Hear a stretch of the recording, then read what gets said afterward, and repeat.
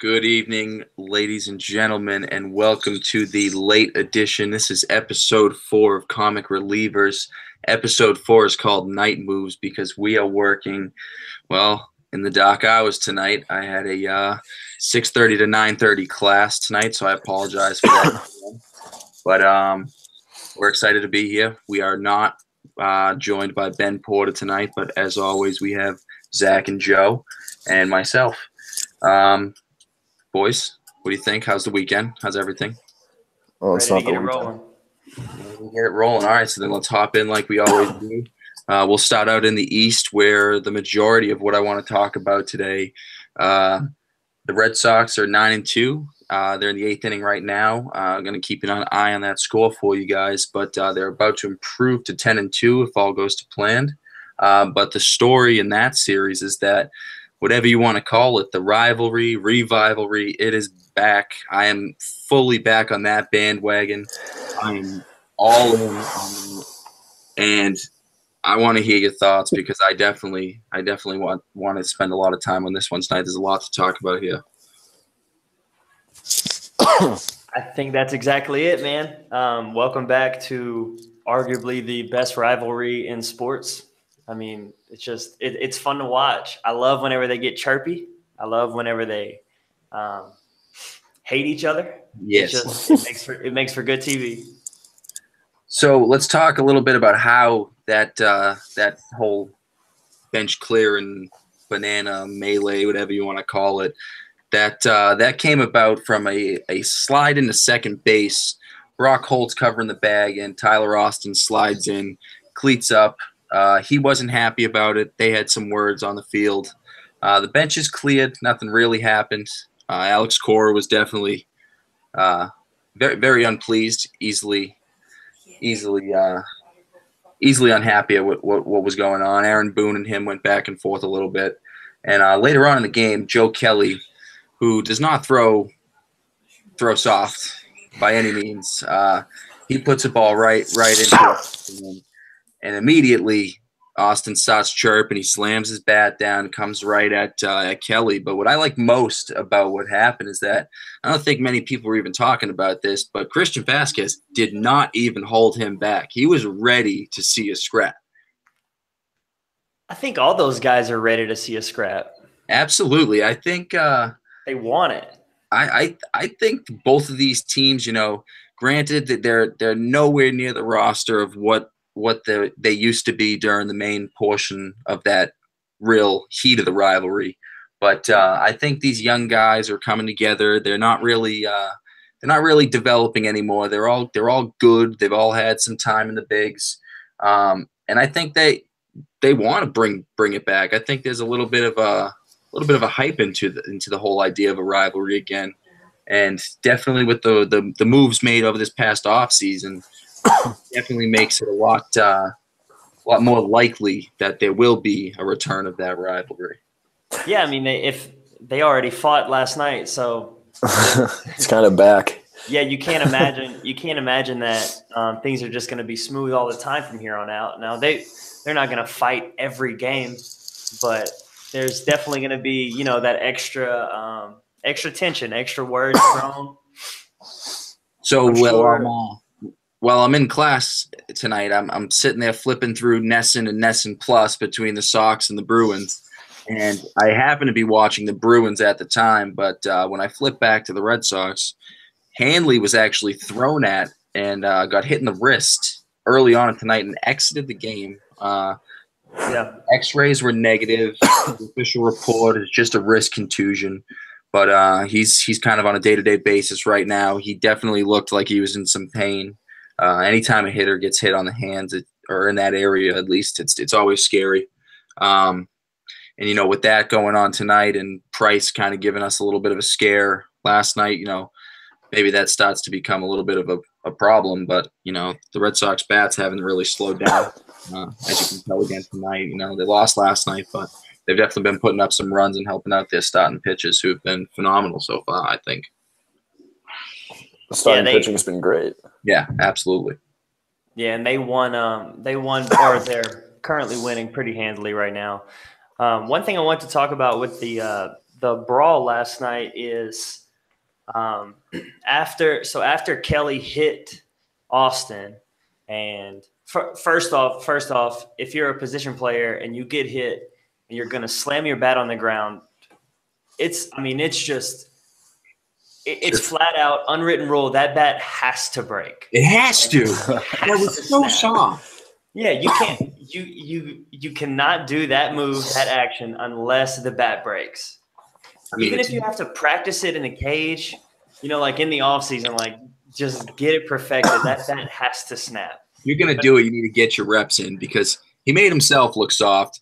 And the whole idea of the fight was cool, but neither of them landed any punches. Let's be honest there. It really wasn't. They never do.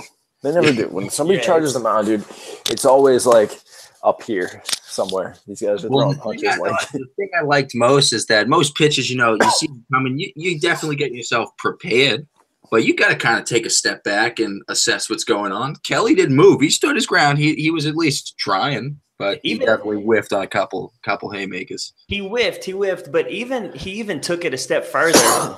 And as Austin was about to charge him, I love the camera angle that cuts to Kelly, and he's just looking at he's saying, "Come on!" Oh yeah, That's my favorite. That's the best way to handle that. Kelly's a stud. Yeah, he's a stud. He's a sicko. He's kind of like the crazy guy out in the bullpen from what I've been reading. I would never have pictured him like that, but I guess he's a character. He may have missed, but he was on top of the guy, pinned down in a crowd of people and swinging. So, I mean, you can't knock the effort there. He was going for it. Did you guys see Aaron Judge? Like the pictures of Judge in that fight where he's like – yeah, just being a bouncer. He's got one – I don't even know who it was. He had one dude under his arm like this. And there's like 5 or 6 Red Sox players around him, like just jumping onto him like he's a giant. It's one of the best pictures around. I can try to pull it up, but bunch of Red Sox guys screaming at his belly button. Pretty much, yeah. They were all just like pulling at him, and it looked like when you fight with your younger cousins, and there's like 75 of them hanging off you. Another thing, I wanted to go back and look at it, but I didn't get a chance to. Did CC Sabathia punch one of the Red Sox coaches? Yeah, and something kind of had him. I'm surprised he was not included in any of those suspensions because Kelly got 6 and Austin got 5, and I mean that was kind of it. Nothing. I don't think any of the managers, because I saw them both on the field tonight. I don't think there's any problems with either of them. Right. But that was definitely a little throwback to when Pedro and Zimmer dropped them. Yeah. Also, shout out while we're on the topic to probably the best MLB moment of all time, and that was Nolan Ryan putting that guy in the headlock after charging him out. Absolutely. So, what do you think tonight? Does it even compare to the A-Rod Veritek? I don't think. No. Shouldn't even ask the question. No, shouldn't have to question it. Not yet, but let's see if that fire keeps burning. It's at least early enough in the season to where there's definitely time for them to build on it. There's definitely we're talking that fight was like 10 years in the making. Like you gotta remember that had been building up for so long, and then they stopped. There was no rivalry for the last 4 years, maybe.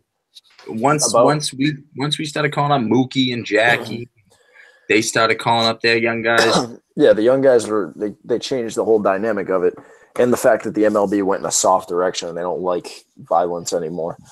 But then bad news yesterday, MLB. Yeah, well that's why people liked it. I think. Well, bad news this whole weekend. Yeah, I mean, it's not necessarily rare, but you definitely don't see someone charging the mound every day in the MLB, and there was 2 of them this past weekend, and the other one was from, I mean, arguably, definitely not the best, I don't know, but all around top 5, I'd say. Nolan Arenado, just a blatant. When I tell you I'm talking blatant, there's times where you try and throw behind a guy, but you might nick him, or, you might throw inside and you just catch him in the jersey or something. This guy threw about a foot behind Arenado, and he had enough time to not only clear the pitch that was behind him, but to immediately start shit talking and starting his walk out to the mound before the pitch could even hit the backstop. So that was actually. Did you see the swing he took at the guy? He took a haymaker on the run. On the run. That dude cocked back about this far. That was it. That was it. If he connects, he's done. Oh, if he connects, then the guy might be dead. That was enormous. Absolutely enormous. Like I said something yesterday on I think I tweeted something yesterday, but the guy who threw the pitch clearly wanted no part of that, right? So why are you spiking a guy he did all he could do besides turning and running away. He was backpedaling as fast as he could. He threw his glove at him. Yeah. What are you gonna do, right? I love seeing people. I love seeing people try to throw non-baseball items with like baseball accuracy. It's just the best because it just never works. No, the helmets really don't work that well, and apparently neither do gloves. He still got some velo on it though. That was a pretty quick glove toss. It wasn't accurate, but it was quick. Yeah, that's his job. I would hope so. Yeah, that fight was interesting. I heard people talking about Arenado taking a big swing, and I thought like the way people described it, I thought he ran out with a bat in his hand and like took a swing at the guy. And then I watched it and I was like, "Oh no, he swung." Whoa. So what happens? What happens if a guy really does come out charging the mound with his bat in his hand? I'm turning the other way and running as fast as I can. As fast as if you stand there and wait for a guy to come at you with a bat, you're a psychopath. I think the only option is to Chris Sale. Chris Sale is the only person in this game that will stand his ground on a mound if somebody comes at it. Yeah. Look, I have seen the Nancy Kerrigan 30 for 30, and I refuse. I'm not letting that happen. No chance. You don't want that. I maintain Chris Sale is the only person crazy enough to stand still when somebody's running at him with a bat. Yeah. I want to see it. I want to see that happen one day, but I want to see the attempt fail. I don't want a pitcher to get beat with a bat. No. But I want to see one position player just kind of lose it just enough to think about trying it. Because I just kind of want to see what happens. Just go halfway out there with it. Just all right. Let's talk a little bit about actual baseball and not some bench clearing brawls and some fights. Even though that's where the money's at. Finishing out the East, Toronto's still holding on to second place. The Yankees are sitting 6-6. Will probably drop to 6-7. Baltimore's 5-8, and Tampa Bay closes out at 3-9. Over in the Central, another team I wanted to talk about tonight, the Cleveland Indians. They were off to a slow start. They're on a 5-game win streak, and they have a reclaimed position at the top of their division.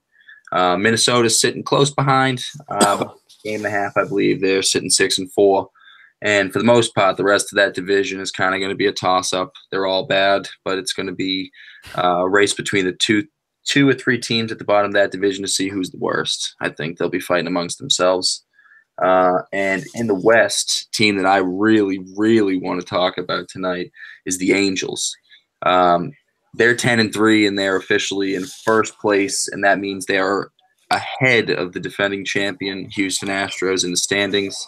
Yes, it is early, but I'm all in on Shohei. I mean, I love it. I love it. I love to see a pitcher raking. I love to see him dealing when he does have his start out there. That it's you get a guy like Ian Kinsler coming back in his first game after getting hurt. I believe not on the season. I think he played one game or two games, but comes back and he hits a home run his first game back. It just seems like everything's really going right for them right now. You know how the baseball gods work. When you're hot, you're hot. But I wrote a little bit of an article over the winter about them. I really like what they did with their team this past offseason. They made a lot of little moves, nothing crazy, no big names besides Shohei. But, they brought in a lot of veteran guys, a lot of guys that have been there. They got Kinsler, they got Zach Cozart.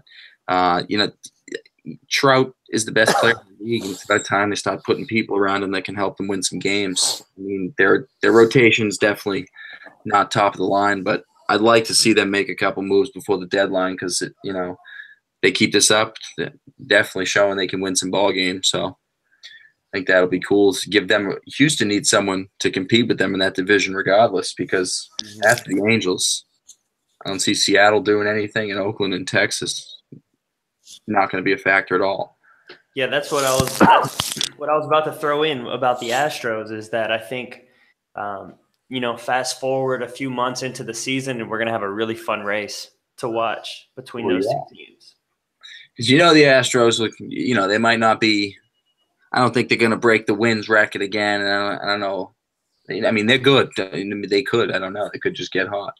They're definitely going to be up the top. But if the Angels can stay hot, that'll be a good race. Because you got Cleveland in the Central, you got Boston and New York, but then after that, the only other team fighting for wild card spots, either Minnesota, maybe a Toronto if they can stay towards the top of the East, maybe beat out New York. But I think the Angels definitely have a year where they could get lucky if they can keep up these wins and find themselves with a spot in the postseason, and they get a couple starters at the deadline. Maybe that's enough to put them through.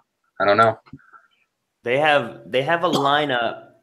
They have a lineup that you don't really want to go against in a playoff setting, right? None of the guys really mash the ball off you, but it's all guys you just don't want to pitch to. Well, then you have so you have a loaded lineup like that, but then right in the heart of it, you have Shohei and you have Trout, who can lose a ball at any moment. He's still doing it. I forgot about Pujols. Exactly. And he's still doing. He's already got a couple home runs this year. I still would like the Astros in that matchup just because their pitching is so loaded. Oh, absolutely. But a lineup like that really can do damage real quick. You just never know. Yeah, I'm hoping, maybe one of next year's free agents. I don't know. Maybe Chris Archer. I don't know. He's been floated around. Something like that, where they can get a guy that's going to just be not a guaranteed win, but a guaranteed shot at a win every night he goes out. I think they got a shot. They definitely got a shot to at least get a wild card. I don't know about win the division this year, but that'll be something to keep an eye on for sure. Right, definitely. And moving over to the National League in the East, yet another team surprising us.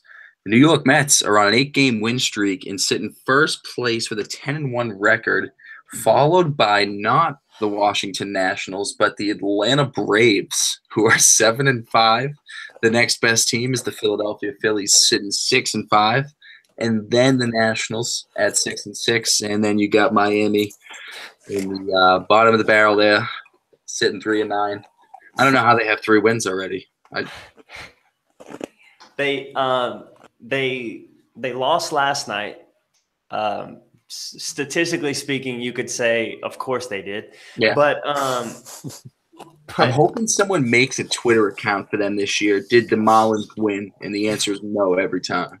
That would be – I love those things. Those are the best. So speaking of their loss last night, I read something that I found very interesting. The shout out to the Marlins AA farm team, the Jacksonville Jumbo Shrimp, because they actually had more fans in attendance last night than the Miami Marlins did.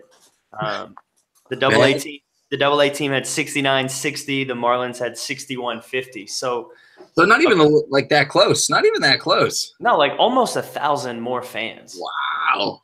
Then happy about that. That's insane, to be totally honest. Make sure we don't overlook the 69 that's hidden in there as well. I don't know. There is a 69. Nice. And it's not like I'm sure it's not right down the street, but the Miami Marlins and the Jacksonville Jumbo Shrimp, you're telling me some of those people couldn't get down to Miami for the game? They don't want to. They don't. You're right, though. No, you're right, though, because it's like you said, it's not next door to each other, but it is the same group of fans. I mean, you get some minor league teams that have a big club in one place and another place across the map. You know what I mean? It's never. Yeah, but that's like Paw Sox, Red Sox. I think distance wise, if you're going for us. I feel like that's not that far. Are the Paw Sox outselling the Red Sox? No, no. I don't even think they could, even if they filled it out. No, they made it so that the stadium couldn't hold as many people. Yeah, obviously. Yeah, I think Miami once they lost Stanton. How And, far is Boston from Lowell? 40 minutes. 45. Yeah, about 40. We faced Porcello in a rehab stint one time, and the Red Sox just like sent him in a vehicle car. I guess they just had a driver drove him over to the field. He diced us up for a couple innings and then just sent him back home. Wow. Must be nice to be a big leaguer, huh? Yeah. Yeah. Really cool. Who were you out in Lowell with? No, well, we were. It was our like short A team. We were playing against Lowell. Gotcha. I see. The Schooners. Right. So we'll head over to the Central real quick. Pittsburgh Pirates are still in first place. They're 9-3. That is very surprising to me, in the same division as the Milwaukee Brewers and the Chicago Cubs. I don't think there's any argument that the Chicago Cubs are the best team in that division. Right now, their record doesn't show it. But the Milwaukee Brewers, a lot of people think they could win the division this year. I'm still kind of convinced on that, depending on how their rotation holds up once everyone's healthy and everything. But the Pirates really weren't supposed to be in contention at all this year, and I feel like that happens in the big leagues kind of frequently. At least one team a year that has these young guys that aren't supposed to do anything, and they find themselves competing for at least a playoff spot. Last year, the Yankees weren't supposed to do anything. I mean, I was definitely one of the guys that said I didn't even think they were going to make it in. Mm-hmm. They go and take out the Indians, and you never know. You just don't know. And they were right away too. I mean, right away. I don't remember how the series actually ended, but they were at one point they were like one big hit away from going to the World Series. Oh yeah. No, they were definitely in the series the whole time. All right, from closing off the standings review for us tonight, we're going to go to the NL West. Another team I didn't think I thought they'd be good. Didn't think they'd be at the top, but the Arizona Diamondbacks is still 9-3, and then Colorado 6-7, and then San Francisco, the Dodgers, and the Padres are all about even with different amount of games played at the bottom tier of that division. The Dodgers don't really look that good. I don't know if that's just me. I know it's real early. I'm not sold on them. They're usually making winning baseball games look easy in the regular season and then choking in the playoffs. And they're really not even winning regular season games right now. So, I don't know. I would love to see them absolutely collapse. I would love it because I want Kershaw with Chris Sale. We would win every game ever. And an interesting note about the NL West is that so the Diamondbacks are 9-3. Every other team in the division is below 500. Yeah. And I know it's still early, but do you think the Diamondbacks are just going to run away with it? I mean, if they keep it up for 3 weeks and the other teams don't pick up their slack and start getting their shit together, too late. Yeah, it really. It's a long season, guys. Yeah, it is very long. It is a very long season. We're talking it's definitely a long 162 games, but you're telling me it's easy to come back if you fall down 15 games, you just don't have a win streak going. 15 games, obviously, but I mean, you get swept 2 series on the road, and you're up 6 games, or you're back 6 games where you were. So, I mean, that's all it takes. That's all it takes. That's why you, for me, worrying about the standings only comes down to the last 2 months of the season, to be honest. I just like keeping an eye on them so much just because I feel like it, especially the win streaks is what I keep an eye on. It just helps me just keep. It keeps you entertained this early in the season because it's the beginning of the baseball season is not as exciting as the end of it, obviously. Same with any season. And it's such a long one that you have to find something to entertain yourself. With me, it's watching how many guys get punches thrown at them after they throw a pitch at somebody. With me, it's finding a really entertaining podcast run by 3 former pitchers. That is a good answer. This kid, marketing genius. That's what you are. That is what you are. No, but I do agree with you. I expect you to pull this clip, by the way, and put it on your Instagram like you usually do. Going on the Insta. No, I do agree with what you're saying, though. Like, obviously, the drama is at the late end, so that only means that we are going to get way more electric for the second half of the season. Yeah, just think we are an absolute electric factory when there's nothing going on. So I'm we give us talking, something to do. yeah, I'm talking costumes, You should see the Halloween stuff. special effects. I'm not going to be in this 3x3 room next time. Oh, it's going to be insane. Oh, when do you move out of that 3x3 room? When's the official date? May. Just like Sometime in May. Yeah, once May gets here, your boy's going back to out of Mississippi. Out of Mississippi. Because there's a ton of stuff to do in Mississippi, so you're going to miss it, right? Oh, yeah. Yeah, really. I may come back and visit pretty often. Yeah. All right. Well, you can save the visiting until after we're done with the College World Series stuff that we got planned, which is something that everybody should definitely tune into because it's going to be absolutely incredible. You'll hear plenty more about that. Yeah, as it comes out. No, back onto the NL West, though, I wanted to touch on a stat that I read. That's cool. Buster Posey, for those of you listening, catcher for the Giants. He's the last player remaining in the league for the season who has not missed a swing at a pitch in the strike zone. He's the only player left in the league with a 100% contact rate on pitches in the zone. Which seems like not that big of a deal, but if you think about that, strike zone, it's definitely gotten bigger over the years, and every single pitch in the strike zone, he has not missed. That's an insane stat. To be, I don't know how many games they've played so far, but I'm assuming right around 12. Yeah, that's an insane How many at-bats in 12 games? How many strikes have been in each at-bat? If you put those all together, the numbers are kind of staggering. Yeah. That means that anytime that dude decides to swing, it's in play. You can't it could be a foul ball too, right? Yeah. Technically. Okay. I'm just making sure that's what we're talking about. Because, right. I mean, even at that, if it's a pitch that it's going to be a strike, but he doesn't like it, exactly. Thing off. That's still insane. a tough out. Yeah. I mean, big time. He also ruined, exciting baseball for everybody by getting hurt the other year there, a couple of years back.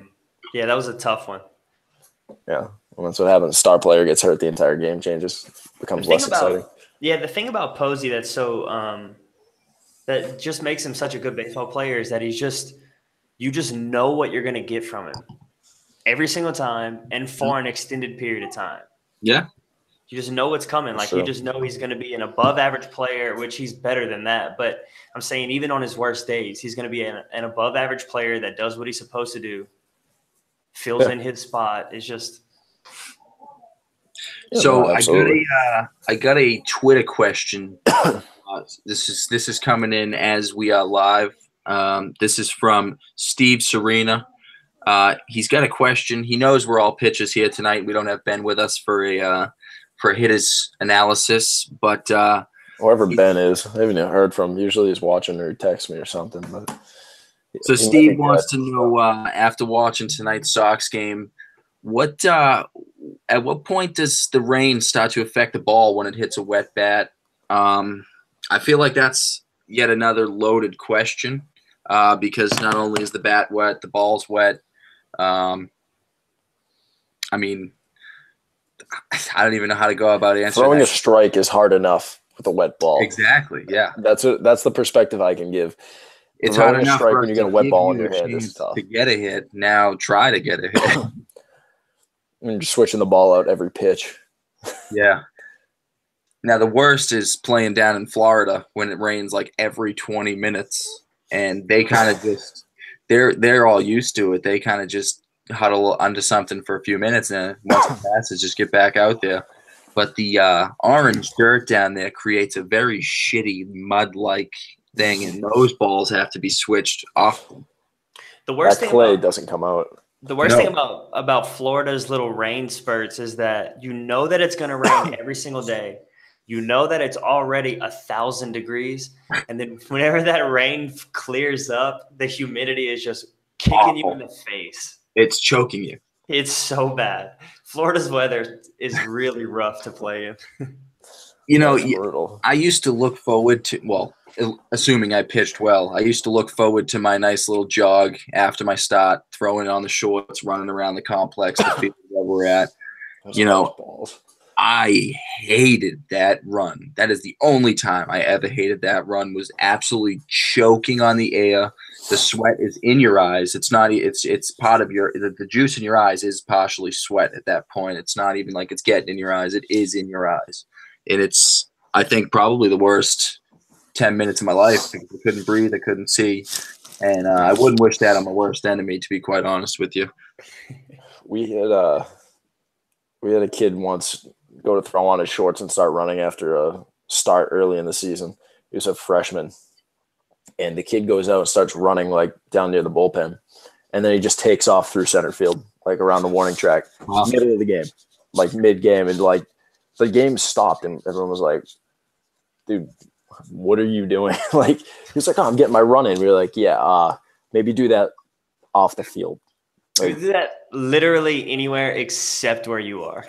But like even if you're a freshman kid playing, like you're playing college baseball at this point, were you allowed to do that in high school? I mean, like run on the field of play to get your run in. I had never seen anything like it before. It's just every time somebody like brings up pitchers running and everything, I always think of that story where this kid, this total goofball kid, was just like sprinting the track at full speed after his start. Speaking of freshmen, you know how I mean everyone who goes through it, they've all been in that same phase of like I want to do everything right.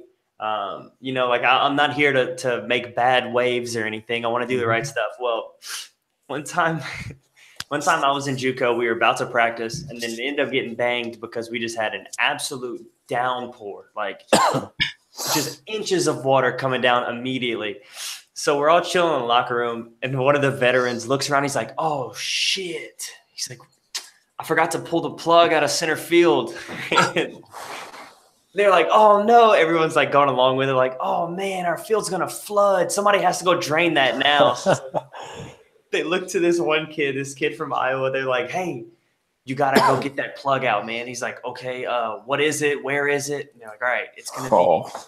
It's like towards center field, like so, like run like you're going to second base, and then go up towards center field. It's gonna be like 10 feet in front of the wall. They're just like explaining this thing that just doesn't exist.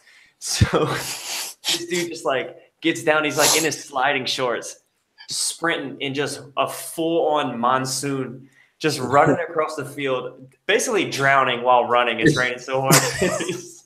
He gets to the field. He's like running in circles. Hands are up, trying to find this plug that he's supposed to pull out of center field. So, classic. Yeah, if ever you're coaching a team, episode 4 should have been titled "Pull the Plug." Pull the plug. Hashtag pull the plug. That would have been a good one. Yeah, we had that. That reminded me, Zach. I know the other day we were talking about why college coaches hated us so much, and it might have just come to me why my college coach actually hated me. I was. As a redshirt, I came in my first year, and like they have, even though obviously the team is there, but they have to hold the tryouts or whatever they are for the school, just to give like whatever people a chance. They do the walk-on tryouts. Yeah. So during the walk-on tryouts, I'm out in like t-shirt and shorts and sunglasses, sitting in the outfield, like just off to the side of the field, and I'm just sitting there and like not doing anything. I was like on my phone taking pictures of the sunset or something. And the coach was like, "So when are you going to be ready?" I was like, "I don't know. I just had surgery, coach. What do you want me to do?" That right there might have been the like defining moment on why this guy didn't like me for the next 2 years. Yeah, that definitely has something to do with it. Yeah, no, like I said, it just came to me. I was taking like artsy pictures of my glove with on the line and everything else. And I think like 2 seniors came over and they were kind of cool with it, and they were just kind of sitting with me. We played a team one time. Speaking of the walk-ons, we played a team one time for a midweek game, and one of their relief pitchers was he was an LSU student, and he played on the club baseball team. realized that he still had it. And he was like, yeah, I'm actually still kind of good. So he goes and he walks on at this smaller school somewhere and ended up being a pretty good reliever for him. But anyway, they played in Baton Rouge against us one game. So his whole, like the whole LSU club baseball team had printed out this gigantic like poster of his face. And he was pitching against us, and like our own student section was like waving this dude's face around and stuff. He was just a fan favorite. So cool. As we're talking about why your coach hated you, Joe, I most definitely got into it with my coach there. You know, we've been face to face talking his spit on my shades. I had to like give it a little squeegee like that. But you know, I knew for the first time that my coach and me were tight because it was a known fact that on the day after my start at practice, I ain't doing shit. And he knew that I wasn't doing shit, and he would always mess with me. But this is when I knew that we were tight. So I pitch a game against Suffolk. At the time, I think they were ranked or something. They rose up in the rankings for the area. They were on a little bit of a win streak. And I think I pitched 6 1/3 scoreless, and we ended up winning. So he was happy. I was happy. Next day at practice, I was still happy. And he knew I wasn't doing anything because we had started and I didn't even put my cleats on yet. I still had on my turf shoes. And calls me over and he goes, Mike, come here for a second. I said, what's up, coach? What can I do for you? He said, you're not going to do anything today, are you? I said, I'm going to do minimal, coach. I'm a little sore. He goes, you're not sore. I go, well, I am sore, but I'm probably not going to do too much. He said, all right. Down the street, a couple towns over in New Bedford, my kid's got soccer practice. Get him there. Tosses me his keys. And that became a thing for 2 weeks. And then it kind of got weird when I was like, hey, coach, do you mind if I put the seat back a little? And he's like, yo, just go get my kids. Like, but we were good. We were definitely good. Missed that guy, Rob Prince. Shout out. Good guy. And stop running every red light with a camera on it, too. I'm getting fed up with that. As long as he didn't pick his wife up at all, Mike, then you're good. Yeah, I didn't do that. Yeah, no. All right, so we were kind of late on getting the tweet out tonight for questions, so we didn't have too many sent at us. We just had that one, and then we had another one. I don't even know if you want to get into that. Right? Let's do it. Let's do it. Do it. Harrison's a homie. We owe him that. Yeah, we like Harrison around these parts. We actually just got another one in from a buddy of mine, Adam Witt. So we have 2 more topics. I don't know how much time we got, but we'll close out with these 2 questions and do it. Cool. So Harrison asked, he said the professional league in Japan has 2 separate Hall of Fames. One has a standard vote similar to the way we do it, I guess, and then the other has statistical requirements. And his question is, do you think that the MLB should consider moving to a system similar to that? So Cooperstown 1 and Cooperstown 2. Yeah. Cooperstown and Cooperstown. The real Cooperstown and something else. No. I like the idea of it because, I mean, there's guys that you'd love to see like enshrined forever. But I think that's why teams retire jerseys at this point, right? Like, I mean, it's part of what baseball's become. I mean, for the past, I don't know, maybe you want to say 20 years, the steroid era, whatever you want to call it. You got guys like Barry Bonds, who he definitely juiced, but his numbers are never going to be touched. I mean, you got A-Rod. I can't stand the fucking guy, but the numbers he put up are ridiculous. I mean, even guys like Manny Ramirez, hopefully, I hope not. I really hope not. But David Ortiz, like, I don't know. How do you deny that? Because, yeah, he might have doped up a little bit, but that's still, I mean, the numbers you put up, that's still talent. That's still your doing. I mean, yeah, it's cheating, no matter how you look at it. I'm a purist. I don't like that. No, I know. It's not respectful of the game. There's really no way around that. But I mean, if you do, I mean, in response to this question in particular, if you want to consider that in the MLB, I mean, that second Hall of Fame is going to be for the people who will never get in because of things like that. I mean, Pete Rose. It's gonna be the wall of shame, pretty much. I mean, yeah. I mean, that could be what it's called. Before we move on to the next question, Pete Rose, should he be in the Hall of Fame or no? Yes. Yes. 100%. And I think, and I expect that what's going to end up happening is they're going to let Pete Rose live out his life, not in the Hall of Fame, and then the year after he's dead, they're going to induct him, and it's going to be criminal the way they treat that guy. That would be terrible. I hope the MLB goes on strike if they do that. That's absurd. I mean, at this point, man, the guy's fought it long enough. Just let him in. He deserves it. Yeah. I mean, if they pull something like that, though, you don't have the league the way it is today without that guy. I mean, so what? He made some money on the side. All right, let's hear the other question. So the other thing is with a guy who he was a reliever with me in Davenport, Iowa, and our field is on the Mississippi River. And so he just said, basically, he was like talking about the bad weather, about the story I was telling. He said, what about the bugs that were coming off the Mississippi River in Davenport? So listen to this. There's one night a year, or I guess it's like a 40-hour time period every year where all these flies, I guess they lay all their eggs in the Mississippi River. And then this one night they all just it's flies by the thousand. It's like this plague that just comes out of nowhere. They're each like, I don't know, an inch or 2 inches wide, and they're just gigantic. And it's just more than you can possibly imagine seeing at one time. So this one game, like the night that it was really, really bad, game starts off, it's like the first inning, normal day. Second, third inning, we're chilling in the bullpen, just doing what we always do. And somebody's like, man, bugs are kind of bad out here tonight. We're like, yeah, they kind of are. They're a little worse than normal, but no big deal. Like, every time you go to a game, you can like look at the lights and you'll see. You figure it out. Yeah, so we're like, yeah, I mean, there are more than normal, but it's whatever.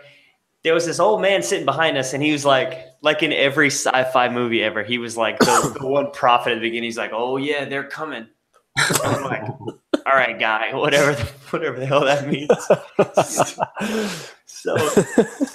So basically, fast forward about an inning and a half. We're about the midway point of the game. We are drowning in flies. Like we couldn't stay still because there were just so many flies around us, like landing on you. As soon as you stopped moving, you would just get your whole arm was just like covered. So you got dudes like we had bullpens on the field, right? So we're just in foul territory. We're like doing jumping jacks, just like in the middle of the field. So we couldn't stay still. All these bugs are coming off the Mississippi River and just swarming. And like, you know, the reason they lay so many eggs is because so many die right away. So it's just this plague of flies flying over us, and they're just dropping groups at a time. So like, but we got up to move around because the bugs were covering us. By the time we went to sit back down, our chairs were covered with these flies already. So we couldn't even sit down anymore. All these Iowa people in the stands are just chilling.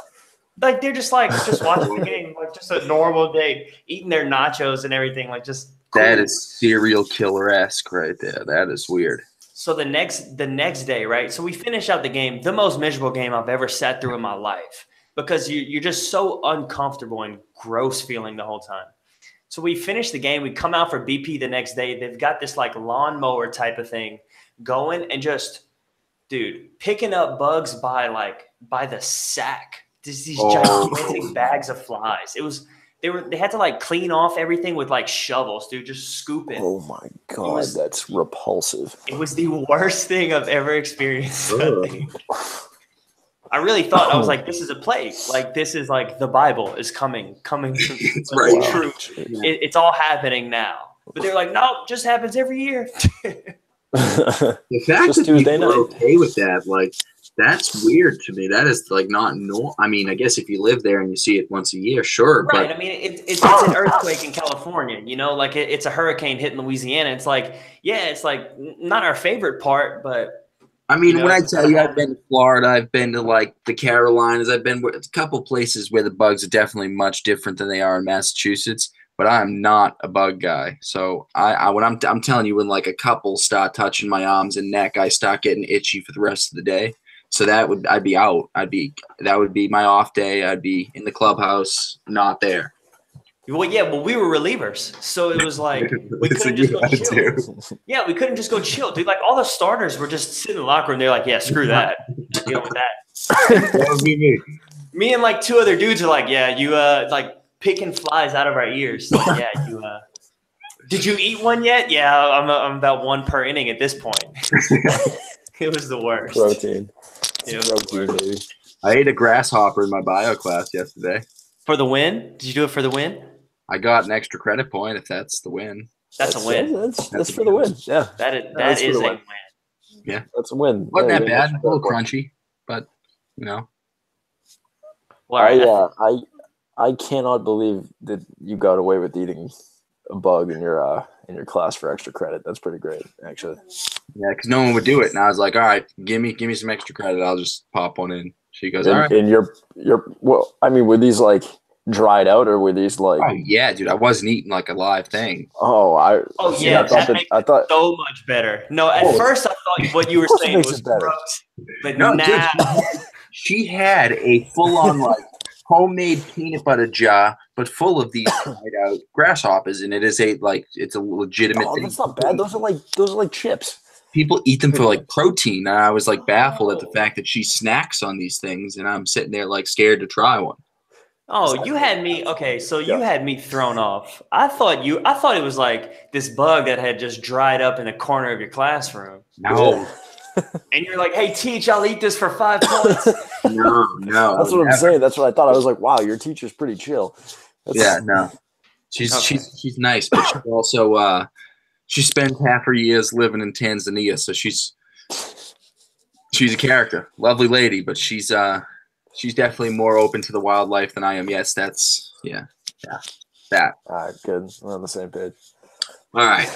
So I'm rambling now, but boys, before we go, I just wanted to say to everybody still watching, if you're still out there at the late hours here on the Comic Relievers After Hours, just keep an eye on the WTP shop. We got some good deals going, but we got some cool shirts going right now. All the we can release the code. Actually, I think I said 30% on what's it called? 30% off at the store if they're watching this. So we'll do Comic Relievers is the entire code. If you type Comic Relievers one word, you get 30% off at the store. All right, you heard it from the president himself. That is exclusively to people watching our podcast. You need the code. We're not going to tweet that. You have to be watching the show.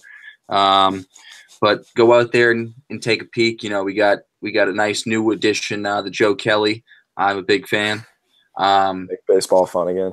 If you are a fan, we got some Comic Relievers gear that is very exclusive that only the president has and that I still have not had shipped to me. But I will be wearing that as soon as I get it. Don't worry about that. And other than that, stay up to date on the Twitter. I'll keep you posted. I'll give you guys more of a heads up next time on when we're going to do the next episode. I apologize. I have my class tonight. We're going to look to do another episode this week. We might not be able to have Ben, but we would like to get a guest on for you guys. We're going to, I think, 2 of our next episodes. One's going to be softball related with some big time softball names. And the other one, we're going to talk dingers. We're going to talk dingers. What you've witnessed for home runs, what you've given up for home runs. Which I haven't given up a home run, by the way. I want to leave. I've given up 2, right, and one of them was in my first collegiate at bat as a pitcher. I got a good story on a home run. We'll drop it when we run our show on that. But yeah, I just want to let everybody know what we're gonna do in the next 2 shows. All right, cool. And I'm not gonna drop any names, but we're looking to get some big name guests on here as you guys continue spreading the word about the best baseball podcast around, the Comic Relievers. As always, thank you, Zach and Joe. I appreciate you coming on with me. And thank all of you for tuning in, and please stay up to date. We'll let you know when the next episode's coming. All right. Everybody good? Everybody good? Have a good night, guys. Later, boys.